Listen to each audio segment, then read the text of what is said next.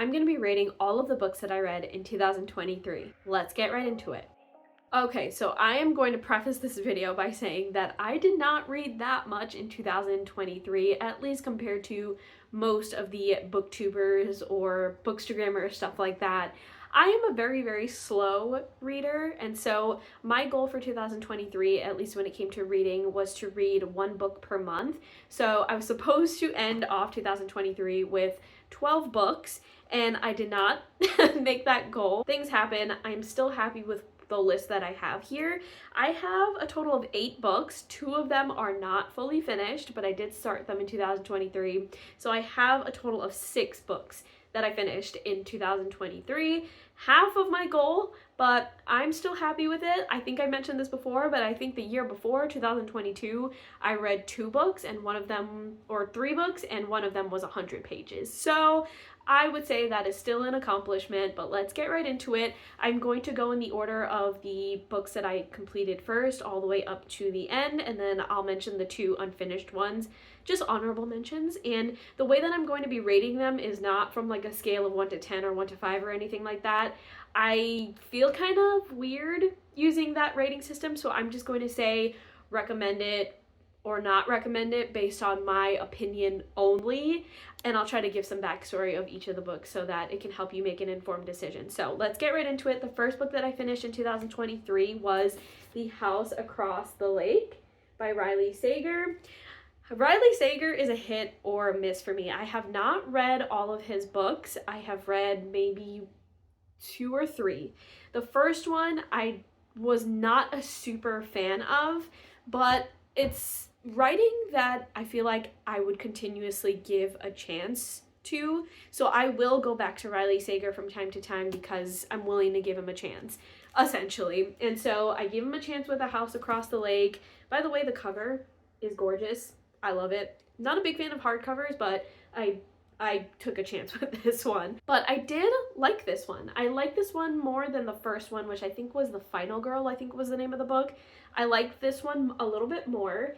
It's very atmospheric. I really enjoyed the lakeside type of environment setting, and it was a lot of fun reading it. It did take a huge turn at the end, which I think is a turn off for a lot of people. I think that's part of why a lot of people don't like this one, but I thought it was fun and interesting and definitely a light thrill type of read. It wasn't too heavy for me, so it was fun. It was a fun experience, and it was a good one to get through in the beginning of the year to kind of get me into the groove of reading for the year. And so I do recommend it if you're into thrillers that have a very, very unexpected, surprising, a little bit weird of a twist. I think this will be a good one for you guys. The next one on my list is part of a series. I'm not a series gal. I don't like to read series, but I will read anything that Stephen Graham Jones writes. And the first of this trilogy series is Don't Fear the Reaper by Stephen Graham Jones. If it looks funky to you, this is an ARC. Sometimes I get sent ARCs, so that's why it doesn't look super pretty, but I don't mind. I actually prefer paperbacks. But yeah, I've had this on my shelf for some time, and I'm like, you know what? I should really read this. So I read it and I thoroughly enjoyed it. It's very big slasher vibes, but it has a lot of indigenous culture in it as well, which I really, really appreciated. It was fun. It was funny. The main character is so much fun to follow, and it was a wild as heck ride when it comes to a slasher. Definitely not something that I have experienced when it comes to slashers, even though there are a lot of slasher tropes in here. So I had a really, really fun time with this one. Highly recommend you read anything by Stephen Graham Jones at least once. Experience the writing because it's a lot of fun. He really has a good time, I can tell. And there are some Scream references in here that I loved so much as someone who their favorite movie is Scream. So highly recommend this one. The next one is another book in the trilogy. So this one was the first in the trilogy. This one is the second one. The third one has not come out yet. But this one, first of all, look at the cover.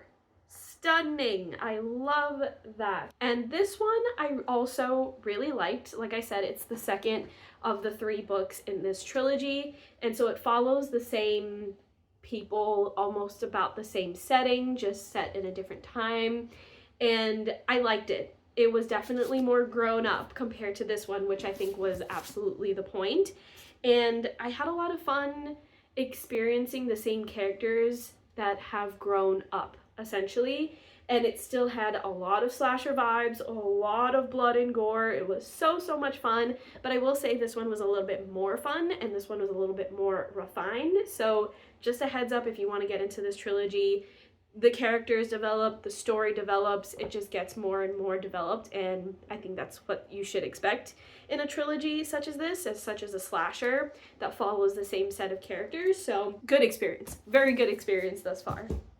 I cannot wait for that third book. I love Stephen Graham Jones, by the way, one of my favorite repeat authors. And speaking of repeat authors, the next book that I finished in 2023 was by Ruth Ware. And this one is 0 Days. Again, this one is an arc. That's why it looks a little funky. But I have almost religiously read every single book by Ruth Ware. I think I skipped one. I believe it was called One by One. That's the only one that I have not read by her. But more or less, I always read Ruth Ware, and she's a hit or miss author as well, especially with the people that I chat with when it comes to Ruth Ware. People will either really hate her books, or they'll really love her books, or they'll be like me, where it's a quick read, very much like Riley Sagar. You'll give them a chance time and time again, just because it's a fun, thrilling, quick read. And that's essentially what this one is. This is one of my favorites from her. It's not my very favorite from her. I think my favorite one, I can't remember the name, but it follows like teens in the UK. That's probably not descriptive. Anyway, this is one of my favorites though. This one took a much more different vibe than what Ruth Ware usually does, but I will say Ruth Ware tends to jump back and forth and when it comes to scenery and theme and stuff like that. This one is more on the modern side. I know she's done some more gothic, older type of stuff, but this one is very modern. It has a lot of tech in it. So if you're not into tech, you might not be into this, but I found it absolutely fascinating to learn about tech and security, tech security and stuff like that. It was fun. It was pretty thrilling, and it has the same formula that Ruth Ware tends to lean into. So I kind of knew what was going to happen by the end of it, but I was okay with it because it was a fun experience, and it was a quick read for me because it was like a lighter thriller, if that makes sense. So do recommend for people who are fans of Ruth Ware. I think this is one of her better ones. If you're looking to experiment with Ruth Ware, I think this one might be an interesting one, but it's kind of hard to recommend Ruth Ware sometimes because she does jump around. So if you're into the modern stuff, you might like this.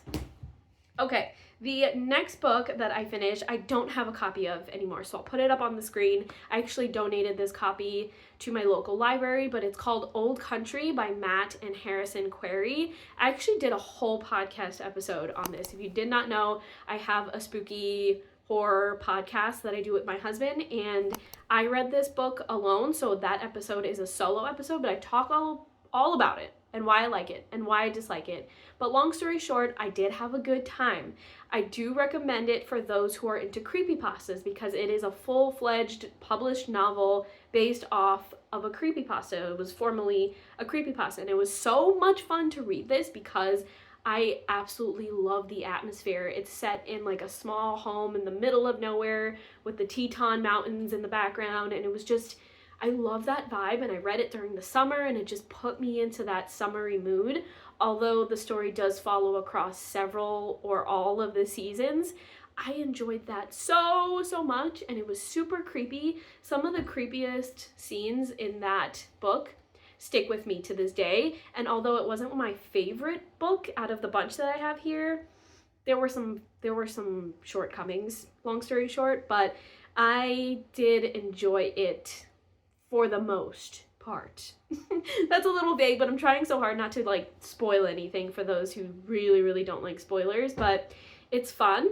It is worth a read if you're willing to stick it through like a larger sized book. It's like about 300, a little bit over 300 pages. And if you're into creepypastas, you'll probably like it. So hope that's helpful. Moving on to something way left field. I did not think that I would ever be interested in like nonfiction.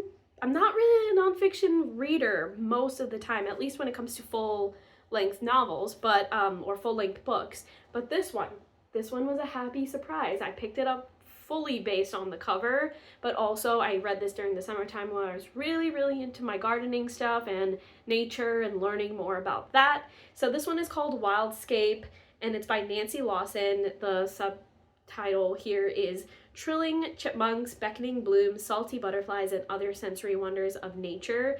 So this one took me back to my anthropology days. It was definitely a deep dive into nature, and I learned so much about nature, not just about nature in general, but about our environment, particularly in the urban and suburban environment. So this one has a big focus on that. So it feels like something you can really hold on to and understand on your day-to-day. So it's not really big picture. It's more of like, how does nature and how does the world outside your window literally impact you, impact the world, things like that. I found it absolutely fascinating. It really helped me throughout my gardening season because I'm not the best fan of bugs, but this gave me a lot more of an appreciation not only for bugs, but for all animals and all living things that are outside. I had such a great experience with this one. I found myself always, you know, sharing tidbits from this book with Ian because I was so fascinated by it, and I don't know, I hold this one dear to my heart. Highly recommend if you're interested in anything that I just talked about, especially gardening. It gives you a bit more of an appreciation, whether you're an urban gardener or a suburban gardener, anything in between, whatever. But those are all the books that I completed. Those are the 6 books that I completed. Now these next 2 books I did not complete, but I did start in 2023, and I got through a big chunk of it, and I will hopefully finish them in 2024, so maybe they'll be in my ranking for 2024. But the first one is Never Whistle at Night. I was nonstop thinking about this book, nonstop talking about this book, and then I read a huge chunk of it, and then I put it down because I'm a huge annoying mood reader. If I'm out of the mood, I'm just gonna drop it, even if I absolutely love the book. It's so frustrating, honestly, but it does happen. And so I was reading this throughout spooky season, September, October, and then once it hit like the holiday season, I just wanted to switch gears, so I did. But this is essentially a collection of dark fiction. It's an anthology, and it's all by Indigenous authors. So such good writing, such powerful writing, very insightful. You learn a lot about the culture. The introduction is by Stephen Graham Jones, big fan of him. That was a part of the appeal, was because he did the introduction. Incredible introduction, by the way. But there were so many stories in here that I have still held on to, I still hold on to, and I kind of mention little tidbits of them to people that I talk to. Like, they're stories that stick with you, basically, and they're so good. They're so well written. I've discovered so many new authors that I want to follow after reading this, and I can't wait to finish it up. So fingers crossed for me, y'all. I feel like it should be an easy read. They're all short stories, but you know me. And the last book, the very last one, which is going to take me forever, but I'm determined to finish it. It is The Goldfinch by Donna Tartt. I talked about this a few times, but I know, I also can't believe why it took me so long to start reading this. It's a Pulitzer Prize winner. I've had so many friends tell me that they love this book. It's one of their favorite books. I live in New York, or I'm from New York City. I don't live in New York anymore, but I'm from New York City. So you would think that I would fully indulge in a book that is so well written and sets place for a huge chunk of it in New York City, but I don't know. I'm reading it now. I picked this one up because I've always wanted to read it, but also once it got closer into the holiday season, like November time, I really wanted to read something that was atmospheric, something that was like dark academia, and who knows dark academia better than Donna Tartt? Not many, but she's definitely a notable name in that area, in that field, so I picked this one up. I also work for the publisher, so I was able to get a copy of it, and I'm enjoying it thoroughly so far, but I don't want to give it a rating, obviously. It's long. It's long. I'm not a long book reader. I really prefer short books or short stories, but I'm pushing through it because it has been such an incredible experience so far. Like, indulging in it, sitting with it, and reading the words very slowly and carefully it's been a good experience. So I definitely want to finish this one, whether I drop it for a little bit and pick it back up at the end of 2024. Well, I'm going to find a way to finish this because I really, really want to finish it. But that is the end of this list. That is the end of my ranking. I hope that made sense when it came to ranking. It's not really a ranking. It's more of like, I recommend it or I don't recommend it. If you're into this vibe, you might like it. If not, then you might not like it. But I'm trying to be as fair as possible because it's very hard to rank books and I always feel kind of weird giving books like a 1 to 5 rating. I don't know. But I hope this video was interesting and insightful. I might do a video talking about the books that I want to read in 2024. Of course, I already mentioned 2 of them, but I do have some other ones that I definitely want to get into this year. So we'll see. It goes without saying, I'm pretty sure I mentioned this at the top of the video, but I do not have any reading goals. I just want to read in general. I actually talk about this in my other video where I do like my 2024 goals, but I'm not putting strict goals when it comes to reading. Like, I don't want to read X amount of books for the year. It just never works out for me, so it doesn't make sense for me to continuously fail at that. What I more so want to do is just consistently read throughout the year. So hoping to keep up with my read 10 minutes every morning routine. That's just part of my morning routine, and so I hope I can just stick with that. And I was pretty successful with that last year. But yeah, that's pretty much it. No reading goals. I do have a story graph if you are interested in joining me there. I don't have much friends there because I don't really talk about it that much because I'm a really slow, bad reader, at least when it comes to my peers. But if you are interested, I'll link it down in the description box. Let me know if you're reading anything interesting this year, if you're excited about anything in particular this year, any upcoming releases that you are, looking out for. Definitely let me know. I'm always very nerdy about that. If you did not know, I work in the publishing industry, so my eyes and ears are always peeled for those types of things. So excited to chat more about books with you. I have noticed that a lot of people have been posting a lot more book videos on YouTube, so I might lean into that. We'll see. But thank you so much for watching, and I will talk to you in next week's video.